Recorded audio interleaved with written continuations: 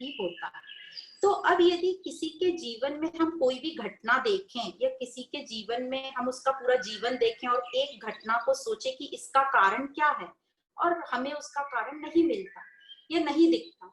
कोई भी चीज बिना कारण नहीं होती, और जब कारण होता है तो प्रभाव होता है, और जो प्रभाव होता ही है, जब हमें दिख रही है कोई चीज तो उसका कोई ना कोई कारण होता है। अब कई बार हमने ऐसा भी देखा है कि लोग बोल देते हैं कि अरे बाप के कर्मों के फल बेटा भोग रहा है। तो यह भी बिल्कुल गलत हो जाता है, क्योंकि अभी हमने समझा कि जो करता है उसी को अनुभव करना पड़ता है फल का। तो इसका मतलब जो जैसा कर्म करेगा उसको जो है वो फल का अनुभव होगा ही होगा। इस लाइफ टाइम में नहीं तो नेक्स्ट लाइफ टाइम में कभी ना कभी तो होगा ही। तो इसको हमने ये लॉजिकली बोलते हैं कॉज एंड इफेक्ट रिजल्ट और कंटिन्यूएशन ऑफ लाइफ, कि हमने यहाँ नहीं इसका हमने फल हमको मिला या अनुभव हुआ तो आगे हमको मिलेगा ही मिलेगा। अब किस किस चीज का क्या रिजल्ट होता है, किस कार्य का क्या परिणाम होता है, यह उसका इफेक्ट कब आता है, यह बहुत अच्छी तरीके से टाइमली नहीं पता, पर आता जरूर है, यह पता है। और यह जगत का सिद्धांत है कि जो हम जो भी करेंगे उसका फल हमें अवश्य मिलेगा। तो यह सिद्धांत जो जीवन में है इसमें कहीं भी गलती नहीं होती, भूल से भी इसमें कोई भूल नहीं होती है। और हम इस सिद्धांत में हम सब गुथे हुए हैं, और ये भी पक्का हो गया है इससे कि जो मेरी स्थिति आज है या किसी की भी जो भी स्थिति है वो उसी के कारण है, किसी और के कारण नहीं। तो यदि ये सिद्धांत हमें बहुत अच्छे से समझ जाए तो हम किसी को ब्लेम नहीं करेंगे अपनी स्थिति के लिए, हम किसी से शिकायत नहीं करेंगे, किसी और को दोष नहीं देंगे। अब ये कर्म सिद्धांत चलते कैसे हैं? तो कुछ तो इसके नियम पता है अच्छे से, और कुछ थोड़े बहुत पता नहीं है। अब जो कुछ पता है वो ये है कि जो करेगा उसको फल मिलेगा, जैसा करेगा वैसा उसको फल मिलेगा, और पर कब मिलेगा और क्या मिलेगा और कैसे मिलेगा यह नहीं पता। अब जो जो सिद्धांत, हमको कई चीजें तो पता है और कई चीजें जो हमको नहीं पता है, जैसे कुछ चीजें हमें पता है कि पृथ्वी घूमती है, सूरज ऐसा है, चांद ऐसे है, तो हम उसको मानते हैं। पर जो चीजें हमें नहीं पता पर हैं, जैसे ये इतनी बड़ी पृथ्वी है, यहाँ पे अलग अलग देश विदेश हैं, गांव है। अब कोई गांव है जैसे टिम्बकटू है, तो आप बोलोगे हमें नहीं पता। आपको नहीं पता होने से वो गांव हटेगा नहीं, वो तो गांव वहां रहेगा।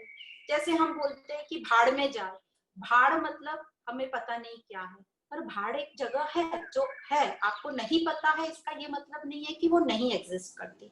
इसी प्रकार यदि आप सोचेंगे कि ये सिद्धांत में मैं नहीं मानती हूँ, आप माने या ना माने, ये तो जो कर्म सिद्धांत है और जीवन की निरंतरता है यह तो लागू होगी होगी। हमारे मानने और नहीं मानने से कुछ नहीं होता। तो एक अच्छा एग्जाम्पल है, जैसे हम ड्राइविंग करते हैं और हमने सिग्नल, रेड सिग्नल था फिर भी हमने वो सिग्नल क्रॉस कर लिया, तो आपको आगे हवालदार रोकेगा। अब आजकल हवालदार नहीं भी रोकते क्योंकि कैमरे लग गए हैं और आपकी वहां रिकॉर्डिंग हो जाती है, तो आपको कभी ना कभी तो उसका फाइन भरना पड़ता है। पर हवालदार आके आपको रोकता है और आप ये बोलते हो कि भैया गलती हो गई, दिखा नहीं, तो वो बोलेगा दिखा नहीं इससे मुझे कुछ फर्क नहीं पड़ता, फाइन तो आपको भरना ही पड़ेगा। तो उसी प्रकार हमें मालूम हो या ना हो, हमें उसका फाइन तो भरना ही पड़ता है। तो जो भी जगत के नियम तोड़ेगा उसको उसकी पनिशमेंट या उसको उसका दंड अवश्य मिलेगा। तो जो हमें सिद्धांत अब नहीं पता है, ये तो पता है कि जैसा हम बोएंगे या जैसा हमने कर्म किया उसका फल मिलेगा ही मिलेगा, इतना तो हमें पता है। और ये भी पता है कि जिसने कर्म किया उसी को भोगना पड़ेगा, ये भी पता है। पर अब जो नहीं पता है वो ये कि ये जो कर्म का फल है हमें कब मिलेगा और किस रूप में मिलेगा। तो जैसे कोई बीज है, हम कोई बीज डालते हैं वो जल्दी निकल जाते हैं उनके फल, कोई पेड़ों के फल जो है बहुत सालों बाद निकलते हैं। तो इस प्रकार कई हमारे कर्म हैं जिसके फल हमें इमीडिएट मिल जाते हैं, जैसे यही लाइफ में यही दिन में भी मिल जाते हैं, एक ही दिन में। पर कोई फल है जिनको बहुत टाइम लगता है परिपक्व होने में, तो उनको आने में टाइम लगता है। अब ये भी जरूरी नहीं है कि आपने किसी के साथ झूठ बोला है या धोखाधड़ी करी है तो आपको उसका फल धोखा ही मिलेगा और वही झूठ मिलेगा। यह बोलना बहुत मुश्किल है कि कौन सा फल कब मिलेगा और कैसे मिलेगा। इसी को बोलते हैं कर्मों की गति गहन है, क्योंकि हम पास्ट में जाके ढूंढ नहीं सकते कि ये कौन सा कर्म का कौन सा फल है, क्योंकि हमें पास्ट लाइफ का एक और बहुत अच्छा जो हमें उपलब्धि है कि हम भूल जाते हैं। अब एक बार इसी के ऊपर एक दृष्टांत है। एक बार राजा दशरथ ने अपने गुरु से बोला, वशिष्ठ जी से, कि ये पुरानी लाइफ का मुझे बताइए ना, मैं क्या था पुरानी लाइफ में, मेरे रिश्ते क्या थे। तो गुरु वशिष्ठ ने कहा कि ये तो नियम के अनुसार नहीं है, ये नियम के विपरीत है, हमें पास्ट लाइफ का नहीं जानना चाहिए, ये हमें दी है ईश्वर की तरफ से, हमें ये प्राप्ति है पुराना भूलने की। तो भी दशरथ जी बहुत जिद करने लगे। तो वशिष्ठ जी ने कहा, देखो यदि मैं तुम्हें पास्ट लाइफ बता दूंगा और मैंने ये बताया कि जो तुम्हारी पत्नी है कौशल्या, वो पिछले जन्म में तुम्हारी माँ थी, तो तुम्हें व्यवहार करने में बहुत मुश्किल होगी, बहुत कंफ्यूजन होगा। इसलिए पास्ट लाइफ का हमें एक ये उपलब्धि है हमारे पास कि हम पुरानी चीजें भूल जाते हैं, पर ये पता हमें है कि हमें इसका फल अवश्य मिलेगा। अब सभी कर्मों का फल एक लाइफ में तो नहीं मिल सकता, इसलिए हमारी अलग अलग लाइफ होते हैं। जब हम एक पैकेट जो हमारे कर्म फल होते हैं और एक शरीर में जब वो पूरे खत्म हो जाते हैं और वो शरीर जो अब वासनाएं बची हैं उसके लायक कंड्यूसिव नहीं रहता है, तो हमारा वो मन बुद्धि इस एक शरीर छोड़कर दूसरे शरीर में जाता है, जहां हमारे कुछ दूसरे फल तैयार हैं और उस शरीर में उसकी वासनाएं पूरी होंगी। ऐसे ये मन बुद्धि चलता रहता है जब तक पूरी वासनाएं हमारी एग्जॉस्ट नहीं होती। अब ये जो हमारा कर्म फल का साइकिल है, ये तो चलता रहेगा, कंटिन्यूस चलता रहता है।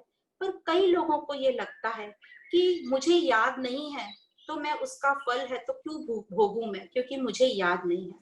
तो इसको समझाने के लिए एक बड़ा अच्छा वो क्वेश्चन पूछते हैं कि आप बताइए कि आपने 8 सितंबर 2019 को से आज तक क्या क्या भोजन किया।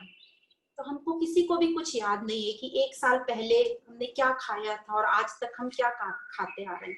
तो ज्यादा से ज्यादा हम 1-2 दिन पीछे का बता सकते हैं। तो इसका मतलब ये है कि आपने कुछ नहीं खाया? नहीं, इसका ये मतलब नहीं है। हम सब अभी स्वस्थ बैठे हैं और इतने अच्छे से बैठे हैं, इसका मतलब हमने कुछ ना कुछ तो खाया होगा, तभी हमारी लाइफ यहाँ तक आई है। तो इसी प्रकार वो बोलते हैं कि आपको ये लगता है कि हमें याद नहीं है और ये मेरा फल होगा, मैं नहीं इसका सामना करूंगी, तो ये गलत हो जाएगा। आपको याद नहीं है पर आपके सामने आया है, इसका मतलब कहीं ना कहीं आपने कुछ ये कर्म किए होंगे। तो जैसे बोला जाता है ना कि कोई भी हम स्थिति देखते हैं, हम बोलते हैं इसका कुछ पास्ट होगा, तो उसी प्रकार हमारे भी जो फल या परिस्थितियां आज हमारे सामने आ रही हैं, वो हमारे पिछले कुछ कर्मों के अच्छे या बुरे वो सामने आ रहे हैं। तो ये पूरे साइकिल में जो मैं चला आ रहा हूँ, निरंतर मेरे साथ कौन रहता है। तो जैसे एक बच्चे को पूछते हैं, छोटे बच्चे को, कि तुम्हारी उम्र क्या है, तो वो बोलेगा मेरी उम्र 10 साल है, मैं 10 साल का हूँ। फिर आप जब वो 20 साल का होगा तो आप उसे पूछेंगे आपकी उम्र क्या है, तो वो बोलेगा मैं 20 साल का हूँ। फिर वो 40 का होगा, आप पूछेंगे तुम्हारी उम्र क्या है, तो बोलेगा मैं 40 साल का हूँ। तो इन सब में कॉमन क्या है? मैं कॉमन हूँ। तो मेरे साथ मतलब कौन चल रहा है ये पूरा, जिसको मैं बोल रहा हूँ, तो यह है मेरा मन बुद्धि, और आत्मा तो वहां मौजूद ही है। तो मन बुद्धि जो है ये मेरे साथ हमेशा चलता है, आत्मा के साथ मन और बुद्धि। पर शरीर हमारे अलग अलग होते हैं, मतलब मन बुद्धि हमारा कंटिन्यू रहता है और हमारे शरीर अलग अलग होते हैं।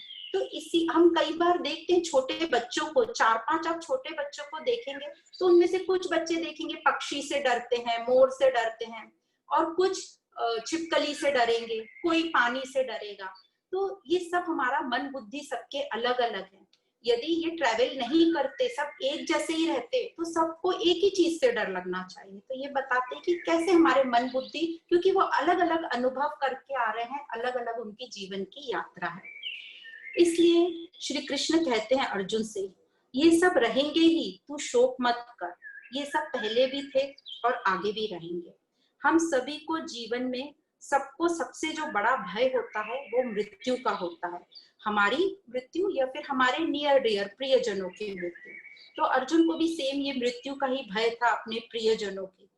तो भगवान कहते हैं कि अर्जुन ठीक है, तुझे ये भी समझ में आ रहा है कि तुझे इसका बुरा लग रहा है, तो ये समझ कि कोई एक छोटा बच्चा है, जब वो बड़ा हो जाता है तो उसका शरीर बदलता है, वो ही रहता है वही शरीर, पर वो बड़ा हो जाता है वो एक बच्चा नहीं, एक युवक कहलाता है।